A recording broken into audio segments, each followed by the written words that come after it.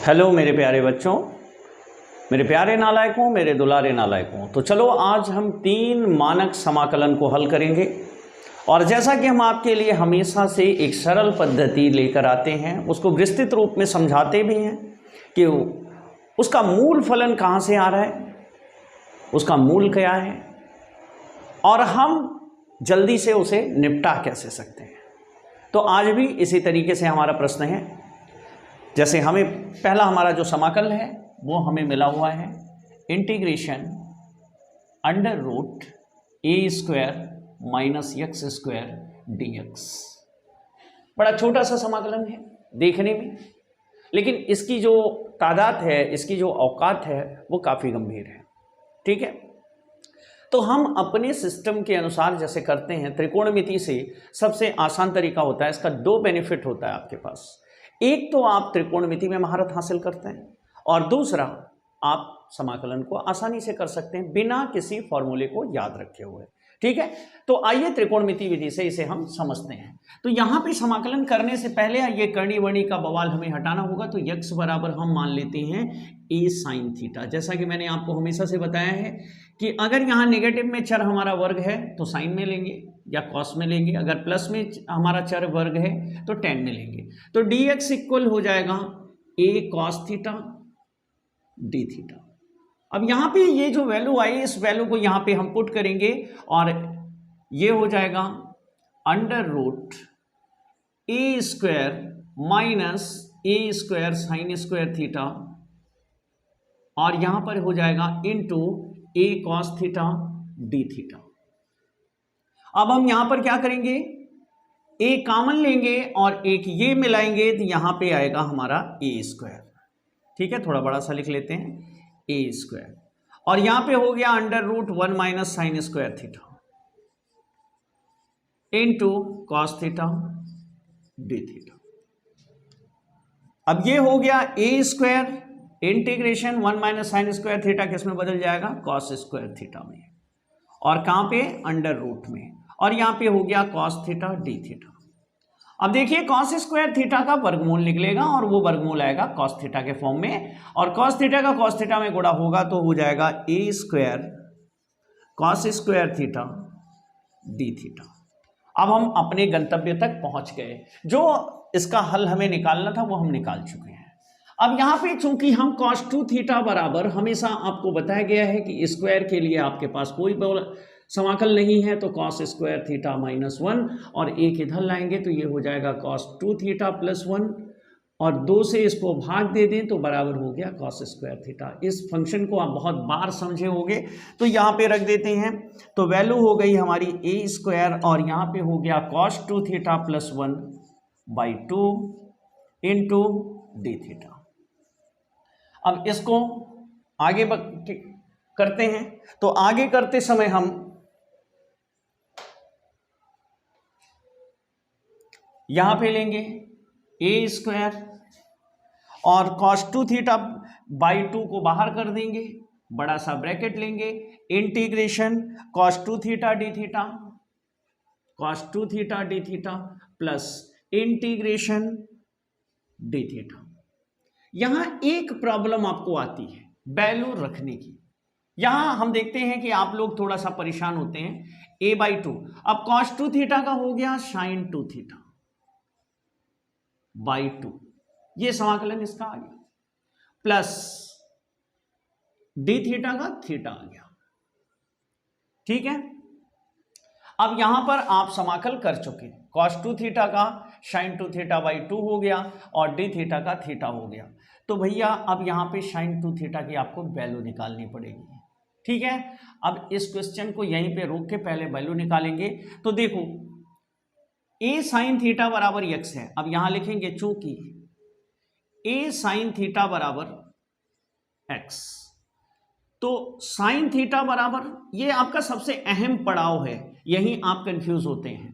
तो थीटा बराबर हो गया साइन इनवर्स x अपान ए। आपका पहला मुकाम हासिल हो गया, कौन सा, ये यहां क्या रखना है। ठीक है, अब आपको रखना है sin 2 थीटा। अब sin 2 थीटा तो आपके पास है नहीं, तो चलो देखते हैं sin 2 थीटा को हम कैसे रिकवर करेंगे, कैसे लेके आएंगे। खूब अच्छी तरीके से समझ लीजिएगा, क्योंकि एक बड़ी सवाल शायद 8 नंबर की भी हो सकती है जो आपके खाते में आ जाए। ठीक है, अब देखो साइन थीटा बराबर, यहां पे आपने साइन 2 थीटा यहां पे आपको पुट करना है साइन 2 थीटा। ठीक है, तो साइन 2 थीटा बराबर होता क्या है, कैसे मिलेगा, तो ये मिलेगा 2 साइन थीटा कॉस थीटा से। मानिए साइन थीटा में कॉस थीटा की वैल्यू दोनों को गुणा करके 2 से गुणा कर दे तो साइन 2 थीटा निकल जाएगा। तो भैया साइन थीटा तो यहां दिया हुआ है, साइन थीटा तो आपको पता है x अपान ए, कॉस थीटा और निकाल लो, तो कॉस थीटा बराबर होगा √1 माइनस साइन स्क्वायर थीटा। ठीक है, थोड़ा सा हम इंक यूज कर लें, नहीं तो आपको डार्क नहीं दिखेगा, आप कहोगे ब्लर दिख रहा है।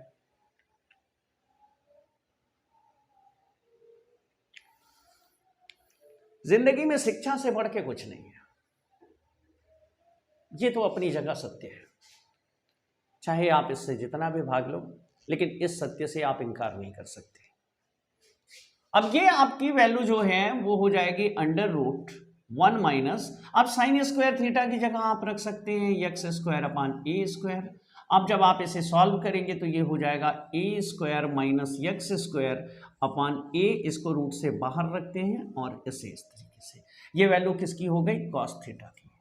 तो साइन 2 थीटा बराबर, देखो इतना काम तो बढ़ेगा मेरे बच्चे, और इसमें क्या है कि आपको त्रिकोणमिति पूरी तरह से पारंगत हो रहे हैं आप। अब यहां पे लिखेंगे x अपान a, पहले तो 2 लिखना है ये, इनटू साइन थीटा को आप कहां से उठाएंगे, यहां से लाएंगे x अपान a, और कॉस थीटा को कहां से लाएंगे, √a square minus x square upon a। ठीक है, ये आपकी पूरी वैल्यू आ गई साइन 2 थीटा की, और यहां वैल्यू कितनी आ गई, थीटा की। तो अब सवाल में वैल्यू रखते हैं, तब अब देखो वैल्यू रखेंगे, तो वैल्यू रखने के लिए आगे देखो बराबर a स्क्वायर बाई 2, यहां आना, यहां वैल्यू रख रहे हैं, ध्यान दो, साइन 2 थीटा इसकी जगह लिखोगे 2x अपान a स्क्वायर, भाई इसका गुणा कर लो, √a square minus x square. ठीक है, आपने साइन 2 थीटा की वैल्यू रख दी, माइनस प्लस थीटा, तो थीटा की वैल्यू हो गई साइन इनवर्स x अपान ए। अब इसको अंदर एंट्री कराएंगे तो a स्क्वायर से a स्क्वायर निपट गया और 2 से 2 निपट गया। ठीक है, और यहां पे ध्यान दीजिए पूरे के बटे 2 था, तो यहां पर भी पूरे के बटे 2 लगा दीजिए। ठीक है, अंदर ले गए तो 2 से 2 निपट गया, a से a निपट गया, तो वैल्यू मिली 1/2 x √a square minus x square plus sine inverse x upon A. ये आया हमारा सॉल्यूशन, ये आया हमारा हल। तो एक चीज का आपको ध्यान रखना है, प्लस सी इसमें जोड़ दो बेटा मेरे, हर जगह समाकलन हो चुका है, प्लस सी यहां पे जुड़ जाएगा। तो मेरे बच्चों एक चीज आपको ये बताना है कि आपको जो सवाल करेंगे परीक्षा में, ये ध्यान दीजिएगा, आप डायरेक्ट वैल्यू उठाकर फॉर्मूले पे नहीं रखेंगे, क्योंकि 8 नंबर के सवाल 2 लाइन में नहीं लगाई जाती है। आप a और x चूज करके रख लेंगे। ये डेरिवेशन आपकी बुक में इसलिए दिया जाता है, इसलिए दिया गया है कि आप इसके आगे के चैप्टर की सवाल जो इस टाइप के मिलेंगी उसे आप इसी फॉर्मूले की तरह रिप्रेजेंट करेंगे, इसी फॉर्मूले की तरह ड्राइव करेंगे और लगाएंगे। ठीक है, तो चलो इस पे एक क्वेश्चन देख लेते हैं हम। पहले फॉर्मूलों को डेरिवेट कर लेते हैं, फिर क्वेश्चन आपको समझाते हैं, नहीं इसी में मिक्स हो जाएगा, फिर आप कंफ्यूज हो जाएंगे, और हम नहीं चाहते कि आप इन बड़ी सवालों में कंफ्यूज हो, क्योंकि समय कम है, लड़ाई तेज है और मोर्चे फतह करने हैं। तो दूसरा मानक फलन है हमारा I equal dx upon √a square plus x square. ठीक है, तो अब इस दूसरे मानक फलन को सॉल्व करने के लिए यहां पे कुछ वैल्यू लेनी पड़ेगी हमें। तो त्रिकोणमिति की ऐसी कौन सी वैल्यू है जो यहां पे रखने पर इसे 1 बना सके, तो ये वैल्यू होगी x equal a sine theta, a tan theta, then I equal हो जाएगा dx अब यहाँ पे dx बराबर हो जाएगा a sec square theta D theta. ठीक है, अब हम इसे ब्रैकेट में कर देंगे ताकि आपको याद रहे। अब यहाँ पे लिखेंगे a sec square theta D theta upon under root a square plus a square tan square theta. I equal a ऊपर से ए स्क्वायर नीचे से कॉमन होगा और कैंसिल हो जाएगा। ये हो गया sec square theta D theta upon sec theta. यहां बचेगा ए स्क्वायर कॉमन लेने के बाद 1 प्लस टेन स्क्वायर थीटा और 1 प्लस टेन स्क्वायर थीटा का हो जाएगा सेक थीटा। अब सेक थीटा से ये एक पावर कैंसिल हो गई और आई इक्वल आया integration sec theta D theta. अब आप सेक थीटा डी थीटा का जानते हैं तो समाकलन हो जाएगा I equal log sec theta plus tan theta. और यहां पे अब आप वैल्यू को पुट करेंगे। कैसी वैल्यू को पुट करेंगे, क्योंकि आपका जो फंक्शन है वो तो एक्स के टर्म में और आप यहां थीटा लिए घूम रहे हैं प्लस सी, तो थीटा रिप्लेस करिए। रिप्लेस करने के लिए टेन थीटा बराबर हो गया एक्स अपान ए और सेक थीटा इक्वल हो गया आपका under root 1 plus tan square theta. अब इसे रिप्लेस करेंगे 1 प्लस एक्स स्क्वायर अपान ए स्क्वायर से और ये वैल्यू हो जाएगी a square plus x square upon A under root, केवल अंश का हर बाहर आ चुका है तो सेक थीटा, तो यहां पे वैल्यू हो जाएगी I equal log sec theta को लिखेंगे x upon a plus under root A square plus x square upon a mod में प्लस सी। अब इसका जो a है वो कॉमन हो जाएगा तो i इक्वल हो गया log x plus under root A square plus a x square mod में और अपान a प्लस सी। अब a को लिख सकते हैं i equal log mod x plus under root A square plus x square minus log a plus c. अब यहां पे log a और c कांस्टेंट है, देन इसको अलग से लिख सकते हैं i equal log x plus under root A square plus x square plus C dash. जहां सी डैश का है, c में से log a को घटाने पर जो मिलता है वो नया कांस्टेंट आ गया सी डैश। तो इस तरीके से i equal D x upon under root A square plus x square equal होता है log mod of x plus A square plus x square plus C dash. ठीक है,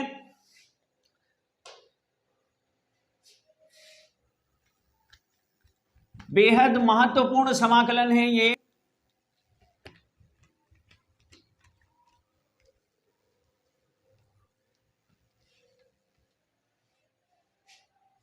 अब इसके आधार पर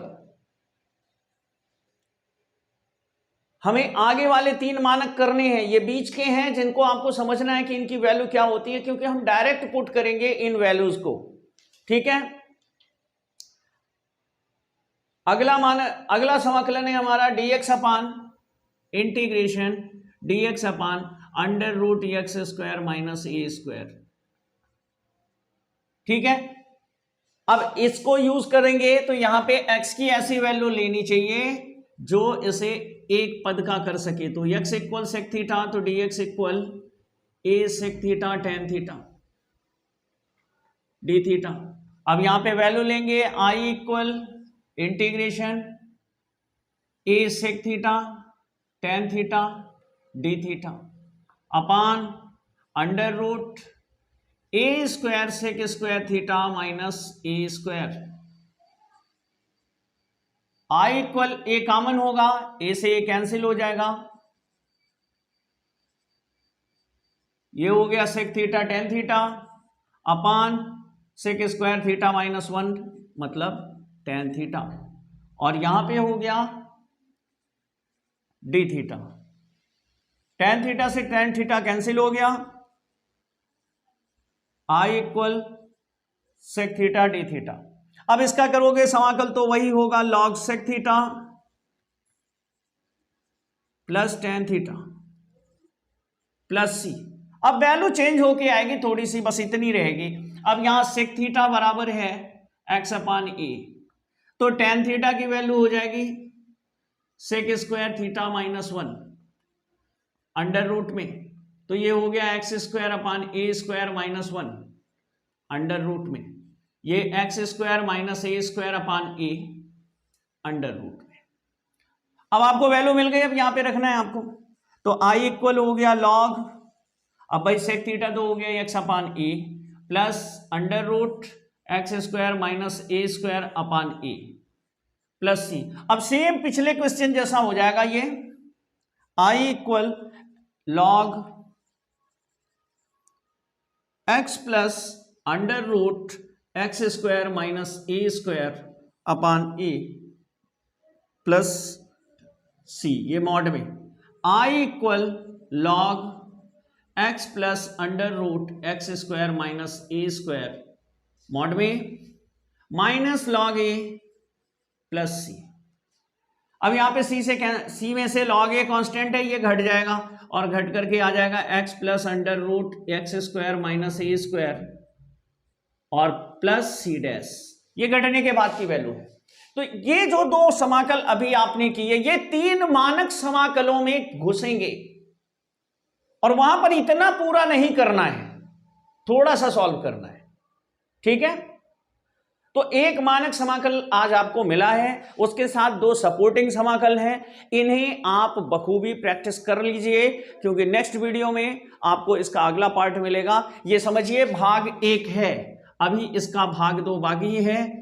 तो ये 3 मानक समाकलनों का ये भाग 1 है, भाग 2 अभी शेष है। दूसरा भाग जब आपके पास जाएगा तो ये 3 मानक समाकल पूरे होंगे। आप समझ सकते हैं कि इन्हें समझने के लिए पहले बैकग्राउंड की जरूरत है। तो अभी आपने जो 2 किए पहले समाकल के अलावा, वो इसके बैकग्राउंड हैं और इन्हें अच्छी तरीके से समझ लीजिए, तब आपको वो दोनों समाकल समझ में आएंगे, ठीक है। तो मिलते हैं कल नेक्स्ट वीडियो में इसके अगले पार्ट के साथ, ठीक है।